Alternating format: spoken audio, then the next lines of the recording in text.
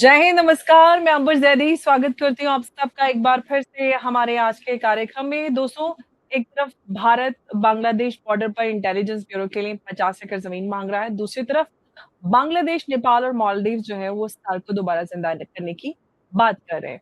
क्या Indian subcontinent में एक नया जियोपॉलिटिकल गेम शुरू हो चुका है? और सबसे बड़ा सवाल कि क्या इंडिया सार्क से दूर और बिम्स्टेक से इतना करीब क्यों है? दोस्तों, बॉर्डर सिर्फ एक लाइन नहीं होती, बॉर्डर इंटेलिजेंस का बहुत बड़ा सवाल होता है और नेशनल सिक्योरिटी का भी और रीजनल डिप्लोमेसी का भी इससे बहुत बड़ा नाता होता है।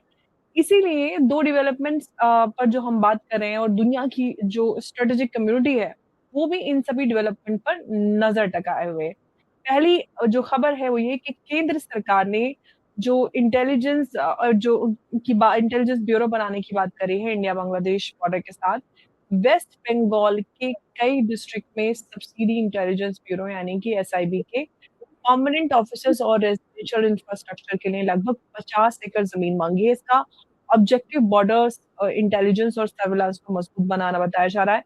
दूसरी रिपोर्ट जिसमें हम बात करें कि बांग्लादेश और मालदीव और सार्क को रिवाइव करने की बात कर रहे हैं, लेकिन भारत का फोकस पिछले कई सालों से बिम्स्टेक और दूसरी जो रीजनल प्लेटफ़ॉर्म्स हैं, उन पर ज़्यादा है। सार्क 2014 के बाद से प्रैक्टिकली इनएक्टिव है, तो क्या ये जो 2 अलग-अलग डेवलपमेंट्स हैं, इनका जो हमारा इंडियन सबकॉन्टिनेंट है, उसकी जो जियोपॉलिटिक्स है, उससे सीधा नाता है और कौन से फ़ेज़ में ले जाते हुए हमें नज़र आ रहा है? तो दोस्तों शुरू करते हैं आज की चर्चा और आज हम बॉर्डर सिक्योरिटी, रीजनल डिप्लोमेसी और इसके बदलते हुए सारे पूरे पावर बैलेंस पे बात करेंगे और इस पे बात करने के लिए हमारे साथ मौजूद हैं मेजर जनरल सुधाकर जी।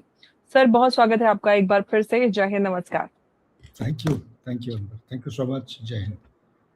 जय हिंद सर। सर सबसे पहले तो इंडिया बांग्लादेश बॉर्डर की बात करते हैं। आखिर भारत को इंडो बांग्लादेश बॉर्डर पर इंटेलिजेंस ब्यूरो का जो ये इंफ्रास्ट्रक्चर है, वो इतनी तेज़ी से एक्सपेंड करने की क्या ज़रूरत पड़ी है? थोड़ा-सा मैं इस पे विस्तार से समझूँगी क्योंकि लगातार इंडिया बांग्लादेश बॉर्डर या फिर हम ईस्टर्न फ्रंट पे कहें तो लगातार बहुत ज़्यादा डेवलपमेंट्स और कुछ ना कुछ हलचल हम देखते हैं और भारत भी ईस्टर्न फ्रंट पर काफ़ी फ़ोकस कर रहा है पिछले कुछ समय से। जी सर, कैसे देख रहे हैं आप इस अपडेट को? दोबारा मैं आपको नमस्कार और आपने मेरे को आपके चैनल में इनवाइट किया, इसके लिए मैं तहे दिल से धन्यवाद देता हूं। और आपके जो एस्टीम्ड गेस्ट्स हैं और व्यूअर्स हैं, उन सबको शुभकामनाएं। देखिए, हमें अभी समझना पड़ेगा। मैं एक छोटा आंसर दूंगा, उसके बाद उसका जो बड़े डॉट्स हैं उसको ज्वाइन करके फिर वापस छोटे आंसर पे वापस आ जाएंगे। छोटा आंसर हुँ, ये है कि आपका जो सवाल है, सवाल 3 पहलुओं या 3 मुद्दों को उठाया है। नंबर 1, ये जो ईस्टर्न सीबोर्ड या ईस्टर्न फ्लैंक है इंडिया का, ये सडनली हाइपर एक्टिव होते जा रहा है और क्यों? और दूसरी बात ये है कि सार्क का जो रिलेवेंस है, क्या आज है या नहीं है? पाकिस्तान बार-बार मसले को उठा रहा है और हिंदुस्तान क्यों उसको अबैंडन किया है, विड्रॉ किया है और सार्क को जीवित करने की कोशिश नहीं कर रहा है। जबकि बाकी जो देश हैं, पाकिस्तान डबल डाउन करके बाकी देशों के ऊपर प्रभाव डाल रहा है ताकि वो सार्क का डिमांड करे। और तीसरा चीज़ है कि ये सारे क्या ये बड़े बिंदुओं के साथ जुड़े हुए हैं? तो आइए देखते हैं ये क्या मसला क्या है। सबसे पहला चीज़ है ईस्टर्न फ्लैंक। ईस्टर्न फ्लैंक का, जैसे आपने आपके प्रियम्बल में थोड़ा-सा बात आपने छेड़ा है कि अभी बांग्लादेश के जो बॉर्डर है हिंदुस्तान की तरफ, ख़ास तौर पे वेस्ट बंगाल एरिया में कुछ सेंट्रल गवर्नमेंट कुछ ज़मीन खरीद के या ट्रांसफ़र करा के वहाँ पे अपना एसआईबी, जो स्टेट इंटेलिजेंस ब्यूरो होते हैं, इंटरनल सिक्योरिटी के ऊपर देख-रेख करते हैं और इंटेलिजेंस आदाय करने की कोशिश करते हैं। इनके लिए कुछ ज़मीन वेस्ट बंगाल गवर्नमेंट से ट्रांसफ़र करा के वहाँ पे परमानेंट एसेट्स करीब 40 जगह हैं जहाँ पे वो एसआईबी की स्टेशंस एस्टैब्लिश करना चाहते हैं और हर स्टेशन के लिए कम से कम 1-1 एकड़ ज़मीन, तकरीबन 1-1 एकड़ ज़मीन की ज़रूरत है। और उस ज़मीन पे परमानेंट स्ट्रक्चर वो बनाना चाहते हैं, और इसके अलावा बहुत सारे सर्वेलेंस और इंटेलिजेंस इक्विपमेंट लगाने का उसका बंदोबस्त करने की कोशिश किया जा रहा है ना। ये क्यों हो रहा है? सबको हमें मालूम है कि शेख हसीना का आउस्टर के बाद 5 अगस्त 2024 की बात कर रहे हैं हम, और तब से लेके आपका 25 में वो निकल के आए, सॉरी 5 अगस्त 2025, तब से हिंदुस्तान में वो उपस्थित हैं, और अभी उन्होंने इतला भी कर चुके हैं कि उनको जल्दी ही दिसंबर से पहले पहले या दिसंबर तक ये अपने आप वापस जाएंगे बांग्लादेश, और वहाँ जाके जुडिशरी के सामने वो सरेंडर करेंगे। अच्छा, ये एक ऐसा पहलू है, मेरे खबर के मुताबिक ये दिसंबर तो बहुत लंबा खिंच जाएगा, इससे पहले होने का काफ़ी अंदेशा है। और ये जब जाते हैं वापस, तो एक्चुअली जो देश के अंदर इंटरनल बैलेंस ऑफ पावर है, ये उथल-पुथल नहीं हो जाएगा, ये एक चुनौती हो जाएगा। जो अवामी लीग है, अवामी लीग बांग्लादेश में एक प्रीडोमिनेंट पॉलिटिकल पार्टी था, अभी भी देखेंगे वो अभी भी प्रीडोमिनेंट है। एक समय था जबकि ये करीब-करीब 56% तक पहुंच गए थे उनका ओवरऑल परसेंटेज। इलेक्शन से पहले की बात बता रहा हूँ। आपको अलग-अलग सोर्सेस में के 37% के 42%, लेकिन पीक पीरियड की बात कर रहा हूँ। अवामी लीग का ये इतना प्रभाव था देश के अंदर। 56% जो है काफ़ी हाई परसेंटेज होता है, और अगर आप 56 नहीं मानते हैं तो आप 46 से 50% आप मान के चलिए, ये अवामी लीग, और इनको डिबार करके, बैन करके इलेक्शन में जब वो हिस्सा लेने के लिए नहीं अलाउ करते हैं। ये एक इलेक्शन जो हुआ है जिसमें रहमान साहब जो प्राइम मिनिस्टर इलेक्ट हुए हैं, इसको एक नॉन इंक्लूसिव इलेक्शन माना जाता है। इतना हाई डोमिनेंट परसेंटेज होने के बावजूद अगर एक पार्टी को आप अलाउ नहीं करते हैं इलेक्शन में हिस्सा लेने के लिए, तो देश का जो रूल्स एंड एडमिनिस्ट्रेशन है, ये काफ़ी एक भयानक स्थिति की तरफ हेड कर सकता है। हो सकता है कि ये यूनिलैटरल आर्बिट्री डिसीजन लें, और जिस डिसीजन लेते हैं वो देश की प्रगति और स्टेबिलिटी के बरखिलाफ चला जाए, क्योंकि आज के दिन में रहमान साहब जो भी कुछ डिसीजन ले रहे हैं, वो डिसीजन काफ़ी हद तक, उनके पास 2/3 मेजॉरिटी नहीं है, लेकिन है मेजॉरिटी, उसका जमायती इस्लाम का जो दबाव है, क्योंकि वो ऑपोजिशन में है, जो वो मांग रहे हैं, उनकी बातचीत को मद्देनजर रखते हुए ये डिसीजन लिया जा रहा है। जैसे तीस्ता लीवर की बात करिए, मोंगला पोर्ट की बात करिए, या आप चाइना के साथ जो रिश्ता है, हिंदुस्तान में अभी तक आए नहीं है, उनको इनवाइट किया गया है ब्रिक्स मीटिंग के लिए। तो ये सारे चीज़ जमायती इस्लाम है क्या? हमारे दर्शकों को ये समझना चाहिए, ये नाम से मत जाइए। जमायती इस्लाम एक्चुअली अगर देखेंगे, ये पाकिस्तान का एक बहुरूपी है, ये बांग्लादेश में उपस्थित है। 1971 के लड़ाई के बाद लोग कहने लगे जमायती का समाप्त हो गया, नहीं, जमायती तब से था, और उसके वजह से ना केवल मुजीबुर रहमान और बहुत सारे भी आक्रमण हुए हैं बांग्लादेश के अंदर, ठीक है कि नहीं? जमायती का जो प्रभाव है वो रहा है, जमायती मीन्स पाकिस्तान, ये मान के चलिए। सो ये जो अभी दुविधा हुआ है, उसमें चंद एक पहलुओं को मद्देनजर रखना पड़ेगा। जब तक ये यूनुस गवर्नमेंट था, यूनुस गवर्नमेंट ये एक पपेट गवर्नमेंट था, इंटरिम गवर्नमेंट, इसको यूएसए के डीप स्टेट की जरिए से उसको वहाँ पे भेजा गया था, और उसने देश को पूरा एंटी इंडिया सेंटिमेंट को आगे बढ़ाते हुए उन्होंने एक पॉलिसीज चेंज किए, और उनका एडमिनिस्ट्रेशन का जो रुख है वो भी एक इंडिया के खिलाफ चलने लगा, और उसी पहलू से उन्होंने हैंडओवर किया चंद एक चीज़ें, किसको? जो अभी नए एडमिनिस्ट्रेशन आ रहे हैं, उसमें जमायती का बहुत प्रभाव है।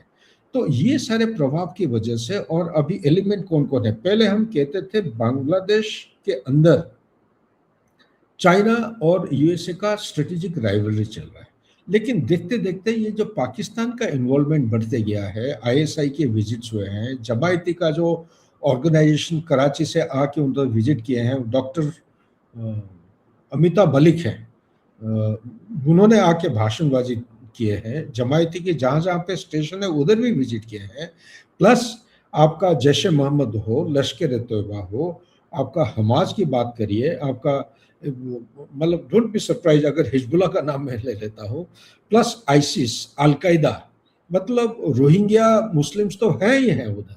तो ये सारे चीज़ें एक खिचड़ी बना दिए हैं, और ऊपर से तुर्की और कतार, ये दोनों देश मिलके बांग्लादेश के अंदर घुस के उधर डिफेंस इंडस्ट्री बना रहे हैं, उधर मदरसा बनाते जा रहे हैं, और वहाँ पे एक इस्लामिक कैलिफेट का एक सेंट्रल पॉइंट बनाने की कोशिश कर रहे हैं।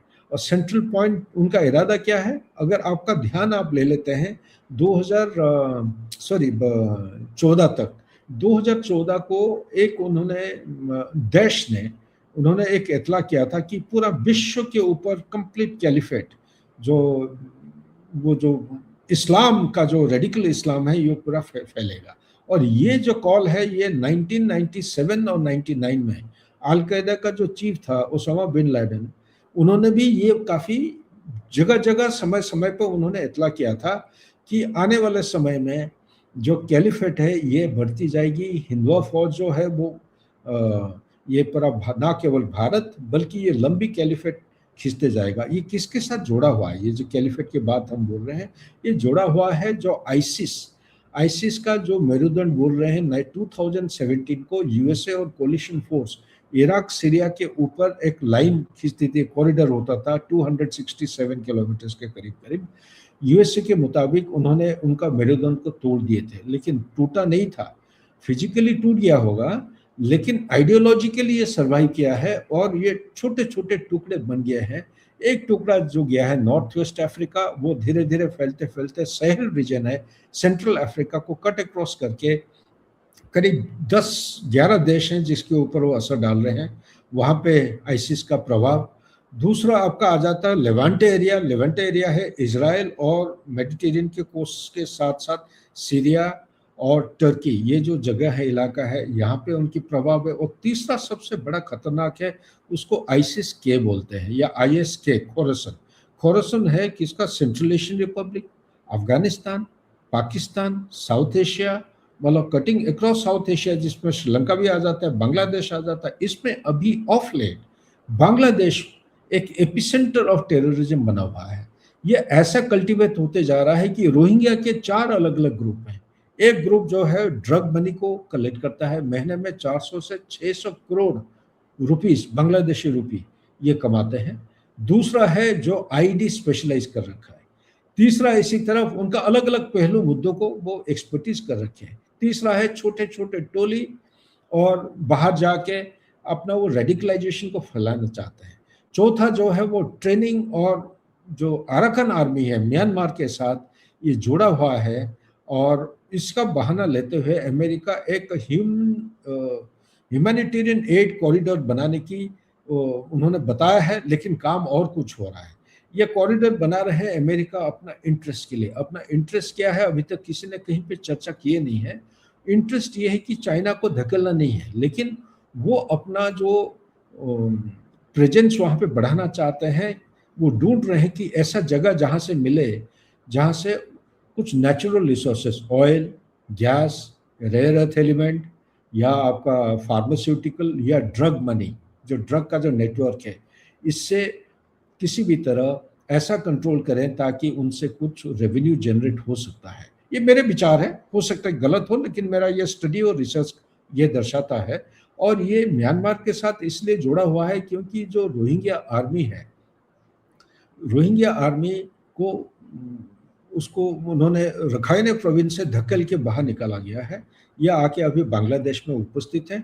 छोटे छोटे टोकरियाँ जो हैं हिंदुस्तान में भी आके कैंप लगा है और काफ़ी सारे देशों में फैल गया है ये। लेकिन ज़्यादातर कंसंट्रेशन ये कहाँ पे, बांग्लादेश में हो रखा है।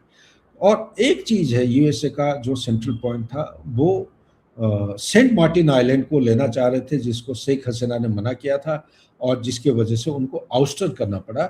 और अमेरिका धीरे धीरे कोशिश करके यूनुस गवर्नमेंट, उसके बाद रहमान के साथ बातचीत कर रहे हैं ताकि वो वहाँ पे अपना एक स्ट्रेटेजिक बेस बना सकते हैं, ताकि वो जो हमारा बे ऑफ बंगाल एरिया के ऊपर वो सर्विलेंस रख सकते हैं। और जो स्ट्रेटेजिक राइवलरी चाइना करने की कोशिश कर रहा है, वो काफ़ी बे ऑफ बंगाल में उसका जो मूवमेंट ऑफ सबमरीन और शिप्स, उसका जो स्पाई वेसल्स हैं, उसका जो डिस्टेंट फिशिंग वेसल्स हैं, उसका एक फ्लीट है, वो फ्लीट काफ़ी बढ़ते जा रहा है और इसको रोकथाम के लिए अमेरिका काफ़ी मात्रा में यहाँ पे डोमिनेट करना शुरू कर दिया है। तो क्या ये चाइना को पुशबैक करने की कोशिश कर रहा है या और कोई उपाय है?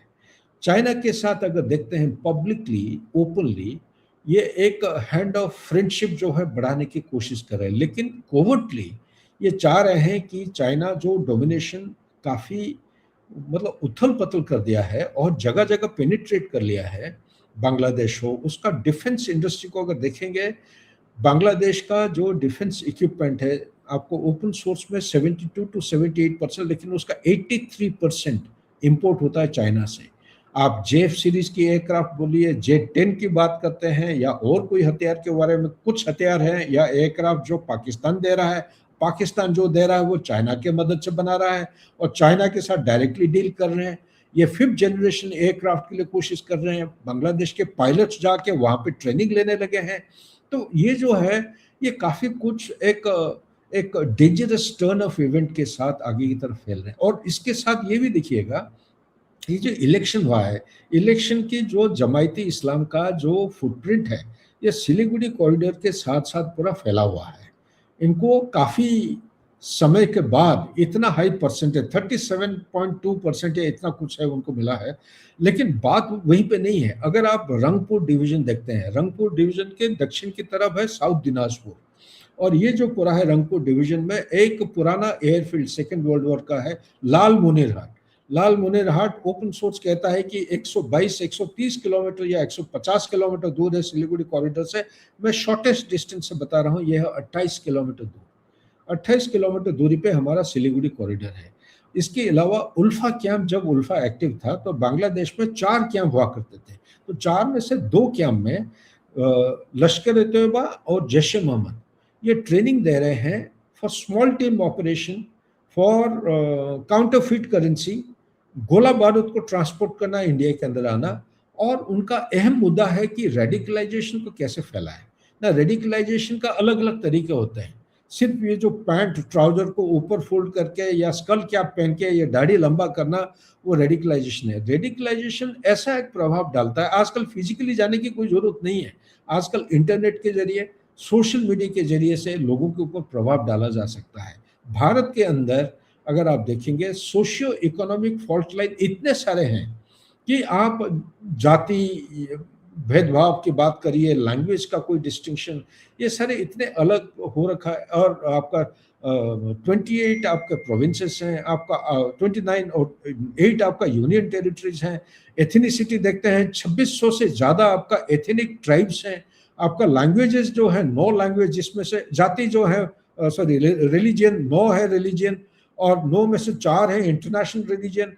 आपके जो 5 प्राइमरी कास्ट, 5000 आपका सेकेंडरी कास्ट है, 25,000 आपका based on occupation and livelihood, ये इनका सब कास्ट है। तो ये सारे जो चीज़, एक डाइवर्स इंडिया है। खाने का हैबिट अलग है, कपड़ा पहनने का अलग, भाषा अलग है।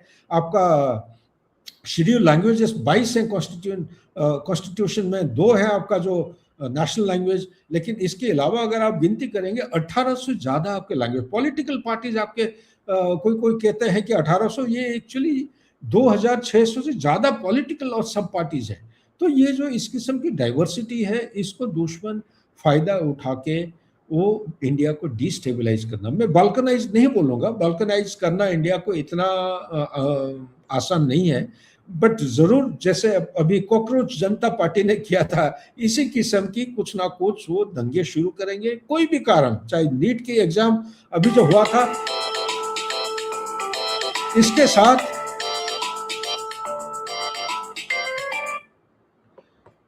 नीट एग्जाम के साथ कोई ताल्लुक नहीं है। नीट एग्जाम का जो मसला था उसको हल करके, एग्जाम करके, काउंसलिंग के लिए लोगों को बुला लिया, लेकिन उसके साथ अब उल्टा पुल्टा सारे मसलों को लाके जो जोड़ा गया है और उसको एक नेशनल कैपिटल में इस किस्म की हरकत करना, और जो भाषा इस्तेमाल कर रहे हैं, आप जेन जेड की बात करिए या नए हमारे हिंदुस्तान के जो बच्चे हैं, इस किस्म पे बात करना, और ये जो एक कदम उठाया था, ये एक्चुअली नकारात्मक कदम है। सो ये सारी चीजों को मद्देनजर रखते हुए अगर आपका ध्यान आप सिलीगुड़ी कॉरिडोर की तरफ ले जाते हैं, तो सिलीगुड़ी कॉरिडोर में ये आज के दिन में अभी कोशिश ये है कि ये जो रेडिकलाइजेशन का प्रभाव प्लस इलिसिट करेंसी या इलिसिट या इलीगल आर्म्स एंड वेपन्स या आपका एक्सप्लोजिव मटेरियल, ये बांग्लादेश बॉर्डर को पार करके हिंदुस्तान के अंदर इन्फिल्ट्रेट करने की कोशिश किया जा रहा है। और यहाँ पे आपको थोड़े दिन पहले आप देखेंगे, ये यूनुस के टाइम में हुआ था, उन्होंने एक दिखाया था ग्रेटर बांग्लादेश। ग्रेटर बांग्लादेश के 3 स्टेट जो है, हमारा झारखंड है, उड़ीसा है, West Bengal, plus north eastern state, plus Rakhine province जो है म्यांमार, ये भी जुड़ा हुआ है। ये ग्रेटर बांग्लादेश का जो इतला है यूनुस ने खुद ही किया था। और ये भी आप सुन के हैरान, पहली बार इंडिपेंडेंट बांग्लादेश में जिन्ना का जो डेथ एनिवर्सरी है, ये पहली बार सेलिब्रेट किया गया था बांग्लादेश में। तो और बार बार आईएसआई और उनके जो आर्मी ऑफिशियल्स हैं, उनके जो फॉरेन मिनिस्टर, मतलब डिप्टी प्राइम मिनिस्टर के जो विजिट, ये सारे मिला जुला के जो खिचड़ी बना रहे हैं, ये आपका ध्यान जाना चाहिए। 5 अगस्त 2019 को जब एब्रोगेशन ऑफ आर्टिकल 370 हुआ और 35 अल्फा हुआ, तुरंत उसके बाद 9 अगस्त 2019 को ही foreign minister of Pakistan Qureshi साहब ये चाइना एयर डैश किए थे। 9, 10, 11 मतलब 2 दिन इफेक्टिवली रहे उन्होंने चाइना के साथ एक काउंटर स्ट्रेटेजी बनाया था हिंदुस्तान के खिलाफ। और काउंटर स्ट्रेटेजी के तहत उन्होंने प्रॉक्सी वॉर, जो कि हमारा डोडा, किश्तवाड़ और south of Pir Panjal range जो कि डॉर्मेंट हो गया था, वहां पे उन्होंने शुरुआत किए थे।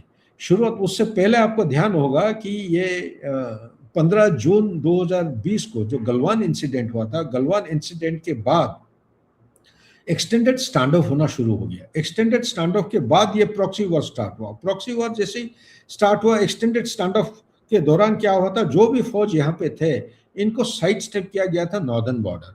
तो इसका फायदा उठाते हुए प्रॉक्सी वॉर बढ़ी वहां से, और डोडा किश्तवाड़ होके फिर हथनी गली होके वो श्रीनगर वैली के अंदर गया, उसको बढ़ावा देने की कोशिश की। लेकिन उसको रोकथाम करने में हमारा जो सिक्योरिटी फोर्सेस है काफी कामयाब रहे।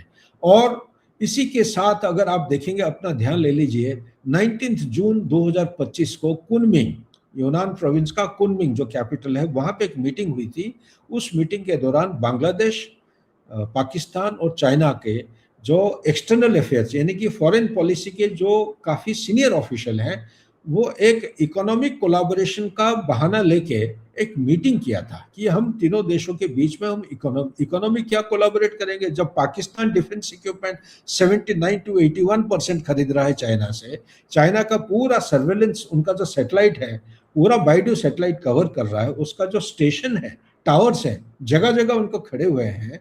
और उनके जो हथियार, ऑपरेशन सिंदूर के दौरान चाइना ने अपना हथियार को डिप्लॉय, कामयाब नहीं हुआ वो बात अलग है, लेकिन चाइना और पाकिस्तान जो है, they are hand in gloves. उनका जो क्रॉस एक्सचेंज, पाकिस्तान के जो ऑफिसर, जेसीओ, जो जवान हैं, ये चाइना में पोस्टिंग जा रहे हैं, और चाइना का भी जो कार्डर स्ट्रेंथ है वो पाकिस्तान में आके डिप्लॉय हो रखे हैं। ये भी सुन के हैरान होंगे हमारे व्यूअर्स की जो लाइन ऑफ कंट्रोल के साथ, ये 740 किलोमीटर करीब है, जिसको LOC लाइन ऑफ कंट्रोल बोलते हैं पाकिस्तान की तरफ। यहाँ पे एक समय में, आज के दिन में मेरे पास ताजा खबर नहीं है, एक समय में करीब करीब 11 से 12 हजार चाइनीज ट्रूप्स डिप्लॉयड थे। और गिलगित बाल्टिस्तान में करीब करीब 15,000 अलग अलग ड्रेस और कपड़े पहन के वो डिप्लॉय हो रखे हैं। ये बोलते हैं उसको PLA का पुलिस फोर्स है। पुलिस फोर्स क्या है, वो PLA का पहले संख्या जो है वो स्ट्रेंथ काफी ज्यादा में होता था, 49 मिलियन होता था, उसको कम करा के अभी 20 मिलियन के करीब कर दिए हैं। और 20 मिलियन जो है 4.9 मिलियन और ये 2 मिलियन, सॉरी 2 मिलियन जो कम हुआ है नफरी, ये कम नफरी को उन्होंने पुलिस फोर्स में कन्वर्ट किया है, ये लोग मौजूद हैं वहां पे। तो ये पूरा अगर पिक्चर देखेंगे 2017 2017 को डोकलम में जो स्टैंड अप हुआ था और चाइना को हमने धकेल दिए थे। अभी उनके फोर्सेस झम्पेरी रिज जो कि सिलीगुड़ी कॉरिडोर से करीब 17 किलोमीटर दूरी पे आके डिप्लॉय हो रखे हैं। इसी तरह एक जगह का नाम है दमक, दमक है ओइली साहब का जो प्राइम मिनिस्टर थे नेपाल के, ये करीब सिलीगुड़ी कॉरिडोर से 52 किलोमीटर दूरी पे एक जगह है जहां पे एक एसीजेड बन रहा है। उस एसीजेड में करीब 491 कंपनीज हैं, स्टेट एंटरप्राइजेस, जो चाइना के कंपनी को ये सब दिया गया है। ये यहाँ तक नेशनल हाईवे ऑलरेडी बन चुकी है और उसके आगे सिलीगुड़ी कॉरिडोर तक रास्ता बन रहा है। इसी तरह अगर आप और दाहिने पूर्व की तरफ जाते हैं गुवाहाटी की तरफ, एक जगह का नाम है आपका, ये भूटान और इंडिया के बीच में जगह का नाम भूल रहा हूँ, वो जगह पे वहां पे 1000 कंपनीज एक एसीजेड बना रहे हैं, अगेन चाइना स्पॉन्सर्ड। ये आप नीचे की तरफ देखते हैं आपका रंगपुर जो लाल मुनीर हाट का वो जगह, प्लस उल्फा के कैंप, प्लस रोहिंग्या के जो हरकत हो रहा है, प्लस आईसिस, ये सारे मिला जुला के अभी धीरे धीरे धीरे धीरे ये एक्शन बढ़ती जा रही है। हिंदुस्तान उसके बरखिलाफ जो काउंटर स्ट्रेटेजी है, ये बांग्लादेश के बॉर्डर के साथ साथ एक किशनगंज डिस्ट्रिक्ट है बिहार का, वहां पे एक उन्होंने पोस्ट बनाया है मिलिट्री स्टेशन। इसी तरह अगर धुबरी की तरफ जाते हैं वहां पे भी एक मिलिट्री स्टेशन बनाया है नॉर्थ दिनाजपुर के उसके ऑपोजिट में। इसी तरह मिजोरम में एक बन रहा है। इसी तरह आपका एक जगह और स्टेशन बन रहे हैं। तो ये अभी एसआईबी जो बन रहे हैं उसी के तहत उसका एक बढ़ावा देने के लिए, इफेक्टिव बनाने के लिए, ताकि खबर हासिल करने में कोई कमी ना रहे। और सिलीगुड़ी कॉरिडोर जो नॉर्थ ईस्ट को कनेक्ट करता है, ये हमें हर हालत में प्रोएक्टिव एक्शन लेने के लिए हमारा इंटेलिजेंस नेटवर्क को पूरा एकदम काफ़ी इम्पेटस देना और कैपेबिलिटी को बढ़ाना निहाती आवश्यक है। इसी के तहत हिंदुस्तान की तरफ से ये एक्शन लिया जा रहा है।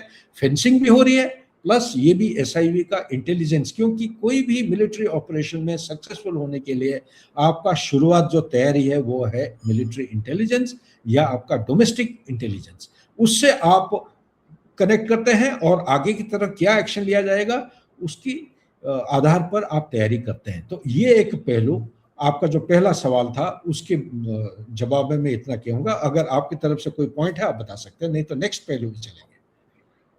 सर आपने इतने डिटेल से में एक्सप्लेन कर दिया, मेरे पास सवाल पूछने के लिए कुछ बचा ही नहीं है इस पूरे मुद्दे को।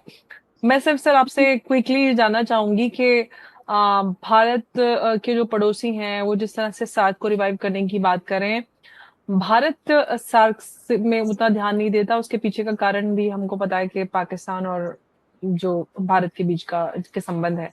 लेकिन सर बांग्लादेश और ये जो पड़ोसी मुल्क हैं, मालदीव और ये इनको खास तौर से पाकिस्तान, क्या उनको इतना ज्यादा फायदा होने वाला है? अब भारत क्यों पीछे है? भारत बिम्स्टेक पे ज्यादा फोकस करता है। सार्क का आपको ध्यान होगा 1984 में ये बांग्लादेश में ये शुरू किया गया था, बातचीत हुई थी। उसके बाद सार्क का 1986 में शायद ये एस्टेब्लिश हुआ और उसमें 8 देश जुड़े हुए हैं, पाकिस्तान भी एक मेंबर है। लेकिन ये एक्चुअली टर्निंग पॉइंट, जैसे आपने आपके सवाल में छुपा हुआ है आंसर, 2014 को मीटिंग के बाद, ये जो 2016 में जब उरी अटैक हुआ, उरी अटैक के बाद हिंदुस्तान सार्क से विड्रॉ कर लिया और इस किस चीज के आधार पर कि terror and talks can not go together, और टेरर एंड टॉक्स के आधार पर ये जो ऑपरेशन सिंदूर हुआ, ये धीरे धीरे एक नकारात्मक रोड मैप की तरफ जा रहा है। यानी कि सार्क पूरा एकदम डिफंक्ट हो चुका है। पाकिस्तान आज के दिन में ना I2U2 में है, ना IMEC में है, ना ये क्वाड में है। ठीक है, SCO में हो सकता है, हाथ पैर मार रहा है इसमें ब्रिक्स में आने के लिए, लेकिन हिंदुस्तान ने बिल्कुल ना बोल दिया कि पाकिस्तान के लिए कोई जगह नहीं है। आज के दिन में ब्रिक्स के पास 11 देश हैं और ये 11 देशों के अलावा और 11 देश वेट कर रहे हैं। हो सकता है कि इसी टर्म में वो जुड़ जाए, तो ये काफी बड़ा एक संगठन बनने जा रहा है। ये काफी पॉपुलेशन 60% पॉपुलेशन के आसपास पहुंचने जा रहा है। 40% GDP आज के दिन में ब्रिक्स जाहिर करता है। एक समय था जब कहते थे लोग, शॉर्टली मैं बताऊंगा क्योंकि आज की लड़ाई जो जियोपॉलिटिक्स नहीं, ना कि जियो स्ट्रेटेजी, ना जियो मिलिट्री। आजकल के जो लड़ाई है जियो इकोनॉमिक्स तरफ जा रहा है। 1995 में ब्रिक्स फॉर्म नहीं हुआ था, ब्रिक्स फॉर्म हुआ जाके 2008-2009 को। और उससे पहले ये होता था कि आरआईसी के नाम पे शुरू किया गया था बातचीत। लेकिन कहना क्या चाह रहा हूं कि 1995 को ब्रिक्स का अगर आप देखेंगे जीडीपी, ये 5 देशों का उस समय जीडीपी था 16%। ये पीपीपी टर्म्स में बता रहा हूँ, पूरा विश्व के कंपैरिजन। उस समय लीडिंग इकोनॉमी जिसको आप G7 कहते हैं, उस समय उनका था 43.7%। और आप अगर 15 साल जोड़ते हैं 2010 को आ जाते हैं, 2010 को यही ब्रिक्स कंट्री, तब तो ब्रिक फॉर्म हो गया था, ये 16 से 26% हो गया। और उनका जो लीडिंग इकोनॉमीज थे ये कम होकर 40 के आसपास आ गए, 39-40% के आसपास। और आज के दिन में जब आप कंपेयर करते हैं, इतने सारे देश जुड़ते जा रहे हैं, तो ब्रिक्स का जो ओवरऑल परसेंटेज है, ये पीपीपी टर्म्स में कह रहा हूं, ये करीब 43 to 44%। ओपन सोर्स में कोई कोई जगह आपका 37, 39, एक्चुअली ये 43% पहुंच चुका है। और जो लीडिंग इकोनॉमीज हैं ये नीचे आके, ये कंपैरेटिव वैल्यूज हैं, ये 29% तक आ गया है, 29 to 30%। तो कहना क्या चाह रहा हूं कि अभी 21st सेंचुरी में ये चाहे जियो पॉलिटिक्स हो, जियो इकोनॉमिक्स, जियो स्ट्रेटेजी जो हो, अल्टीमेटली ये जो वैल्यू है मनी, जीडीपी, जियो इकोनॉमिक्स के तरफ सेंट्रल पॉइंट ओरिएंटेड है। और जियो इकोनॉमिक्स के आधार पर आज के दिन में ये ब्रिक्स ग्लोबल साउथ को रिप्रेजेंट करने वाला जो ग्रुपिंग है, ये सबसे काफी दबदबा आगे की तरफ बढ़ा रहा है। और जैसे ही, क्योंकि ये एक चुनौती है, अमेरिका चाह रहा है कि ब्रिक्स आगे ना बढ़े, उसको खंडन कर, उसको किसी भी तरह तोड़ फोड़ किया जाए। चाइना को पुशबैक का मतलब ये ब्रिक्स क्योंकि धमकी दे रहा है ब्रिक्स कि आपका जो इंटरकॉन्टिनेंटल या trans border transfer of money है, ये आप CIPS जैसे चाइना ने शुरू किया है, इसी तरह ब्राजील ने एक प्रोजेक्ट स्टार्ट कर दिया, सऊदी अरेबिया का काफी सक्सेस होने जा रहा है। या स्विफ्ट की बरखिलाफ, स्विफ्ट की, क्योंकि जब से रशिया का फॉरेक्स रिजर्व फ्रीज किया गया है, करीब 200 बिलियन या 50% ऑफ टोटल उनका था, तब से ये सबको झटका लग गया है कि ये हम स्विफ्ट के खिलाफ एक एक्शन लेना है। तो वो एक्शन के तहत ये आगे की तरफ बढ़ रहे हैं। प्लस ऑयल जो ट्रांजैक्शन हो रहा है नॉन डॉलर करेंसी में, पहले था पेट्रो डॉलर का डोमिनेंस, एक समय में 86% हुआ करता था पेट्रो डॉलर का। जो सऊदी अरेबिया के साथ एग्रीमेंट साइन हुआ था 1973 में, बात हुई 75-76 में साइन हुआ 50 साल के लिए। 50 साल 2024 को खत्म हुआ, सऊदी अरेबिया ने उसके बाद रिन्यू नहीं किया है। तो कोई भी देश, इसका माने ये है कि कोई भी देश जाके अपना कोई भी करेंसी अदर देन डॉलर, उससे वो खरीद सकते हैं। जैसे मादुरो वेनेजुएला का, उन्होंने 2018 को अनाउंस किया था, any country can come and buy oil from Venezuela in any currency other than dollar. Donald Trump इसके पीछे क्यों पड़ा है, क्यों उसको हाईजैक किया, उसको और उसको बीबी को। तो जो लीबिया का भी उदाहरण लीजिए, कर्नल गद्दाफी, क्यों उसको मारा गया, यही इसने बोला था कि पूरा अफ्रीका में जो ऑयल रिजर्व है पूरा विश्व को कंट्रोल कर सकता है, एक करेंसी करेंगे, एक करेंसी, वो नया करेंसी गोल्ड को इस्तेमाल करना चाह रहे थे। इसी तरह सदाम हुसैन, क्यों मारा उसको, सदाम हुसैन ने भी बोला था कि नॉन डॉलर करेंसी में सब ट्रांजिट कर, सब। अब अगर जोड़ेंगे सारे बिंदुओं को, ये एक तरफ पॉइंट करता है कि पेट्रो डॉलर का डोमिनेंस 86% था, आज के दिन पैंडेमिक के टाइम में 54% डोमिनेंट हो गया एज इंटरनेशनल रिजर्व करेंसी। अभी बड़े मुश्किल से 56 to 58% वो स्टेबलाइज हुआ है। इकोनॉमिक एक्सपर्ट कहते हैं जिस दिन ये 50% से नीचे जाएगा, आप मान के चले ये इंटरनेशनल करेंसी का रिजर्व नहीं बन पाए। तो उसका ऑल्टरनेटिव क्या है? क्या चाइना का रेनबिनबी या युआन क्या अभी स्ट्रॉन्ग पोजीशन में है? युआन का आज के दिन में डोमिनेंस 1.67% से बढ़ के ओपन सोर्स कह रहा है कि 6 to 7%। मैं मानता नहीं हूं, ये 3.6 to 4% तक बढ़ा है। तो उसको अगर अमेरिका के डॉलर के बराबर तक आना है, उसको कम से कम 100 साल और जरूरत है, इतना जल्दी हो नहीं पाएगा। तो क्या है ऑल्टरनेटिव, क्या है ऑल्टरनेटिव? ये है कि अपना देश का जो करेंसी है उसी करेंसी में ट्रांजैक्शन, जो कि ब्रिक्स प्रमोट कर रहा है। तो ये ब्रिक्स का जो प्रमोशन का जो आइडिया है, इसको अमेरिका पसंद नहीं करता है। वो चाह रहा है कि चाइना को पुशबैक किया जाए, उसका जो पेट्रो डॉलर है against petro yuan, petro dollar का जो डोमिनेंस है उसको रेस्टोर करें। जैसे मिडिल ईस्ट में वो अपना ऑयल कंपनी जैसे शेवरॉन और जो एक्सॉन मोबिल है, जिस तरह इराक और सीरिया के अंदर घुसा दिया ऑलरेडी, वहां पे काम शुरू हो गया है। सीरिया में जो ऑयल फील्ड है वहां पे एक्सॉन मोबिल और शेवरॉन ऑलरेडी ऑक्यूपाई किए हैं। जो तेल वहां से पैदाश हो रहा है, ये सारे डॉलर करेंसी में किया जा रहा है। इराक में आपका जो ऑयल फील्ड है किरकुक एक जगह का नाम है जहां से पाइपलाइन बीच रहा है। एक पुराना पाइपलाइन को रिवाइव करने की कोशिश कर रहे जा रहे हैं। बनियास, ये कहां पे? सीरिया का कोस्ट लाइन जो है मेडिटेरियन के साथ 900 किलोमीटर दूर, 1952 में बना था। काफी गोलाबारी हुआ 80 टू 88। उसके बाद 2003 इराक के ऊपर जो इन्वेजन हुआ उसको भी इसी लाइन को रिवाइव करना चाहते हैं, क्योंकि उनको भी अंदर अंदर से लगने लगा है ये स्ट्रेट ऑफ हॉर्मुज को ईरान छोड़ेगा नहीं। सो ये बहुत लंबा चौड़ा कहानी हो जाएगा। मोटे तौर पे आपका जो सवाल का जवाब मैं ये कहना चाहूंगा, जो आप कहना चाहते हैं कि सार्क एंड बिम्स्टेक, पाकिस्तान अभी कोई भी ग्रुप में नहीं है। उसको सिर्फ वो बोलते हैं ना कि आईसीयू में है, उसको लिक्विड ऑक्सीजन अमेरिका ने अभी दे रखा है, नहीं तो उथल पथल हो रखा है। वो भी कोई ग्रुप के साथ शामिल होने की कोशिश कर रहा है। इसीलिए वो जो सार्क को रिवाइव करना चाहता है, क्योंकि वो काफी डेस्परेट है हिंदुस्तान के साथ बातचीत, किसी भी तरह ओपन डायलॉग करने के लिए। हिंदुस्तान बात नहीं करना चाहता है कि blood and water, trade and terrorism cannot flow and go together. और हिंदुस्तान बिल्कुल सही में मेरे विचार के मुताबिक ये सही कदम है। जब तक वो ट्रांस बॉर्डर टेररिज्म को बंद नहीं करते हैं, तब तक पाकिस्तान को या सार्क को रिवाइव करना काउंटर प्रोडक्टिव होगा। हमारा जो बिम्स्टेक है, बिम्स्टेक के साथ जो देश जुड़े हुए हैं, आप नेपाल, भूटान की बात करिए, बांग्लादेश बात करिए, थाईलैंड की बात करो, या म्यांमार की भी बात करते हैं, या श्रीलंका भी जुड़ा हुआ है। इसी को कैसे आगे बढ़ाया जा सकता है, इसके ऊपर ध्यान देना निहायत आवश्यक है। लेकिन एक बांग्लादेश एक ऐसा देश है, आज के दिन में जमायतों की वजह से ये पाकिस्तान की जो सोच विचार को काफी प्रभाव डालने शुरू कर दिए हैं, जिसकी वजह से बांग्लादेश भी कह रहा है कि सार्क को अभी रिवाइव करना निहायत आवश्यक है। अगर एक पुश कम्स टू शव, अगर ऐसा हिंदुस्तान को कदम उठाना पड़ता है, उसको सिलेक्टेड कैलिब्रेटेड एस्केलेटरी मैट्रिक्स, हर चीज में हमें लेवरेज देखना पड़ेगा। एब्रप्टली कोई चीज को मानना ठीक नहीं होगा, क्योंकि बांग्लादेश भी एक सेंसिटिव स्पॉट बनते जा रहा है। और उनका जो डीजीआईएसपीआर साहब ने पिछले साल एक बयान दिया था ये ऑपरेशन सिंदूर के बाद, कि अगले बार हमला जो है हिंदुस्तान कुछ अगर करता है तो उसके जवाब में ईस्टर्न सीबोर्ड या ईस्टर्न फ्लैंक से हिंदुस्तान के खिलाफ किया जाएगा। क्या ये पहलगाम का रूप और रंग होगा या दूसरे तरीके से होंगे?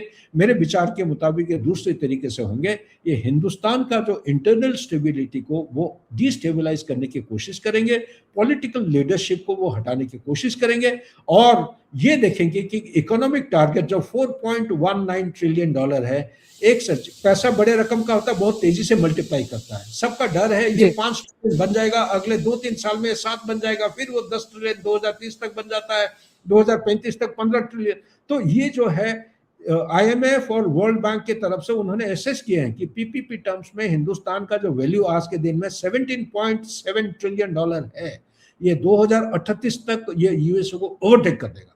ये कोई भी सुपर पावर, एकम्प्लिश पावर नहीं चाहेगा कि कोई चढ़ती पावर या कोई राइजिंग पावर अपने घुटने तक या एडी तक आने के लिए वो अलाउ करेगा। तो ये भी एक ये उसका पहलू है। और ये अमेरिका हमेशा कोशिश करेगा कि हिंदुस्तान आगे की तरफ ना बढ़े। उनका जो डिप्टी सेक्रेटरी आए थे राइसीना डायलॉग में बोल के गए हैं, अमेरिका दूसरी बार कभी गलती नहीं करेगा। ना क्या है, ना चाइना को जिस तरह छुटकारा उन्होंने दिए थे, हिंदुस्तान को सेकंड चाइना बनने में कभी नहीं अलाउ करेगा। तो कदम कदम पे वो कुछ ना कुछ रोकथाम डालने की कोशिश करेगा। बिल्कुल सर, बहुत धन्यवाद सर, आपने दोनों मुद्दों को काफी कम समय में विस्तार से एक्सप्लेन किया, उसके लिए बहुत बहुत धन्यवाद एक बार फिर से। नमस्कार, जय हिंद, जय भारत।